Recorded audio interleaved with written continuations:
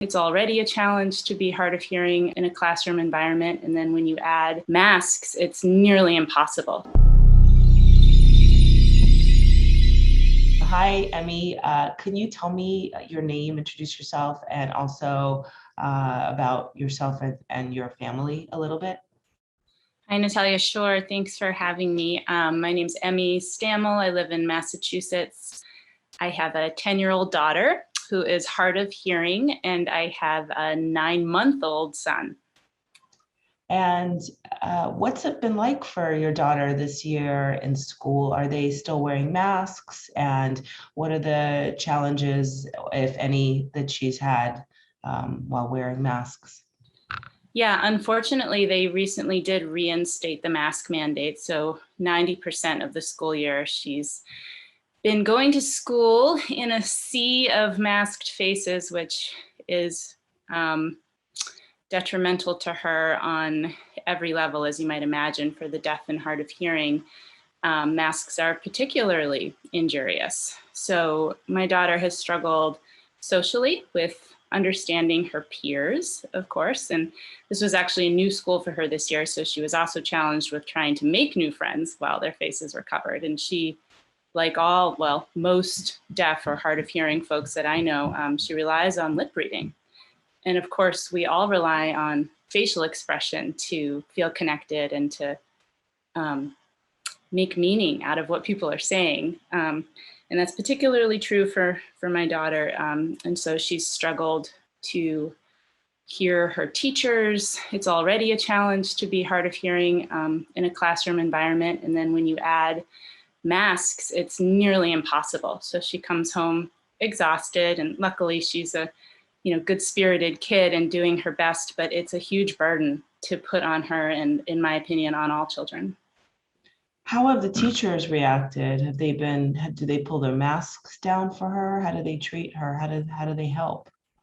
The teachers are sympathetic humans, and they recognize how hard it is, but most of them, well, not even most, but some of them really believe in the efficacy of masks. And those who don't think that masks are effective or important enough to use, they still abide by the school mandate and are masked when they talk to her.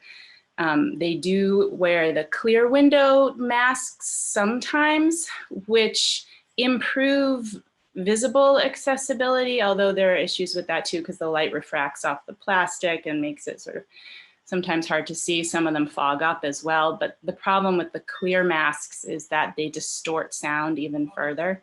They actually lower the decibel level and make sound more distorted. So does your daughter have a mask exemption? She doesn't. She doesn't. She needs one in order to be understood, right? Her expressive language is delayed to some extent because of her hearing loss. And so she needs to be mask-free herself to be understood properly. But even more important is she needs all of her peers and teachers and everybody communicating with her to have to be mask-free so that she understands what's going on. Have you ever asked her pediatrician for an exemption, or I'm just curious what they're saying. I haven't, but I haven't gotten sympathy in the medical field at all, because again, in her case, it would require everyone around her to be without a mask. And I've appealed to all of the parents in her class, in her grade actually, because actually it's not enforceable. A school mask mandate is not enforceable because under federal law, the schools are required to give kids a fair and appropriate education, right? So they can't deny a kid their right to an education for not wearing a mask. So the kids actually do, as families, we do have the power to to send our kids to school without masks, even though the school is requiring it. But of course, that brings up a whole host of other issues where kids don't want to feel singled out, or they want to follow the rules, and it's confusing when I'm telling my daughter, you don't have to wear a mask, and the teachers are saying you do have to wear a mask. You know, that's not a fair position to put our kids in. Have the other parents been sympathetic? You said that they just renewed the mask mandate when there wasn't one. Did the children take them off? Did the parents reach out to you and offer any support? A few parents did. A few parents were sympathetic and let their kids know that it was their choice. And so that did feel supportive. I only heard back from a few parents. And one mother reached out and said that she donated a box of medical grade anti-fog clear window masks to the classroom. And, you know, that was really kind of her. Unfortunately, those do distort sound. So it's not a viable solution. So tell me about where you went yesterday and what happened, because I know that it was pretty profoundly traumatic, and I want to understand a little bit more about that. Yeah, I was quite taken aback. I was floored, actually, to go to Boston Children's Hospital, where they have a wonderful program. It's a speech and language pathology program where I think it's mostly geared toward the deaf and hard of hearing. And my daughter has gone there for years. They have wonderful practitioners there who evaluate kids with speech delays or pathologies, and their findings support IEPs. And I know for many families, including mine. So I really value their evaluations. But I was just totally shocked to walk in yesterday and see that every single practitioner and child there, really young children too, were wearing masks. I mean, they were mostly wearing surgical or cloth masks. I didn't even see any clear window masks. Which again might be because they know it distorts sound. I requested that the practitioner who was working with her wear a clear mask. It was astounding to me that at this stage in the pandemic, we're still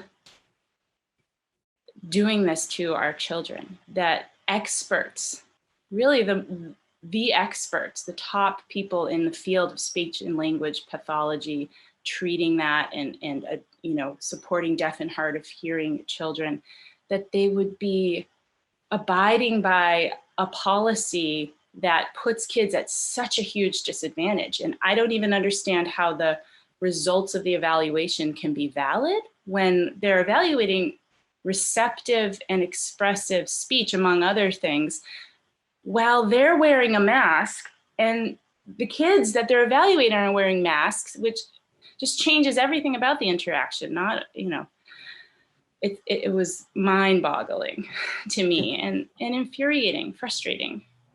Did you say anything to them? Did you ask them why they were doing this? And I did. Yeah. And again, it's not an easy position to be in as a parent, because I didn't want to make my daughter feel awkward. She's 10, so she doesn't want to feel embarrassed by me making us think about things. So I have to be kind of careful. And anyway, I asked, and they said, you know, it's really hard. It's really hard, and it's hospital policy. And that was kind of the end of it. And the practitioner we worked with was lovely. I mean, just a lovely woman. But she was abiding by the overall policy, where they're following hospital protocol. And another woman who was not the practitioner we worked with came right in and gave us masks and said, you must put these on. I was pretty appalled. Yeah, really disappointed.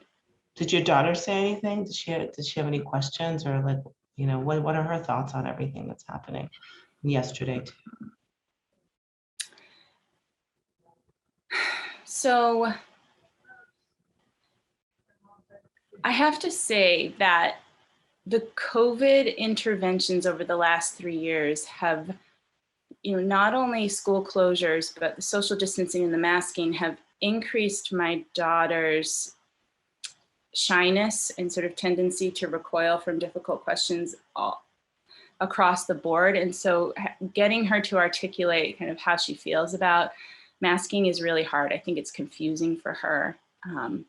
And she tends to just want to hide behind the masks at this point and go with the flow, and not really. It's hard to. She knows how I feel about it, but No. it's hard for me to get a good sense of how it really affects her, right? Because it's almost become normalized for her, which is deeply disturbing. So if you could say something to, the Boston Children's Administration, or to, the superintendent of your school, what would you say about, the impact of masks on your child and your family, and what's your hope for the future? Yeah. I would implore people who are in a position of policy making around masking to prioritize the mental and emotional, social health and development of our kids, that we must make that our priority. The masking has adversely affected my daughter's development in ways that will take years, years to undo. It's been really nothing short of a tragedy for my family. And it's time to let our kids be kids and develop in healthy environments.